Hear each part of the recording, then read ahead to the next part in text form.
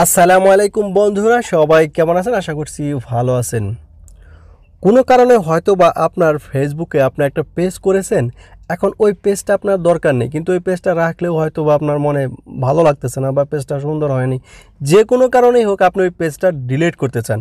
তাহলে আপনি ওই ফেসবুকের পেজটা কিভাবে ডিলিট করবেন আমি আজকে সেইটা দেখিয়ে দেব। তো বন্ধুরা, দেখতে থাকুন পুরো ভিডিওটি। তো এটা আপনাকে করার জন্য, অর্থাৎ পেজটা ডিলিট করার জন্য আপনাকে ফেসবুকে লগ ইন করতে হবে, ফেসবুকে প্রবেশ করতে হবে। তো আমি বন্ধুরা ফেসবুকে প্রবেশ করলাম।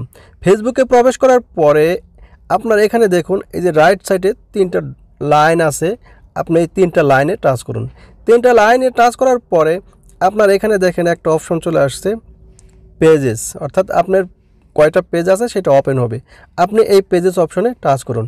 টাচ করার পরে আপনার দেখেন এখানে আনপাবলিশড বলে একটা পেজ আমার আছে। আমি মূলত এই পেজটা ডিলিট করব, কারণ আমার একটা অলরেডি এই নামে একটা পেজ আছে।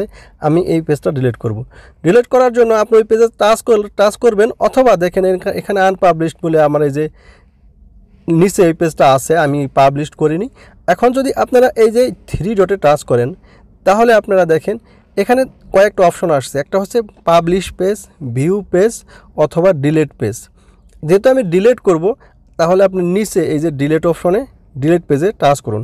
টাচ করার পরে আপনাকে ডিলিটিং এ পেজ পার্মানেন্ট, এটা কি আপনি পার্মানেন্ট ডিলিট করবেন এরকম আপনাকে একটা অপশন দিচ্ছে।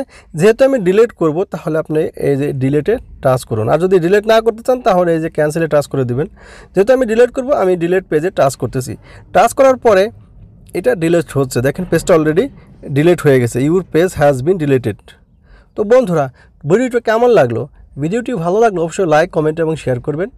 আর ভিডিওগুলো অবশ্যই শেয়ার করে দিবেন, কারণ আপনি হয়তো শেয়ার করার মাধ্যমে অন্যের উপকার করলেন, কারণ অনেকেই হয়তো জানে না কীভাবে এই কাজটা করা হয়।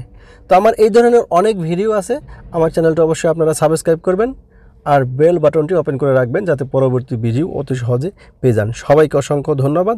সবাই ভালো থাকবেন। আল্লাহ হাফেজ।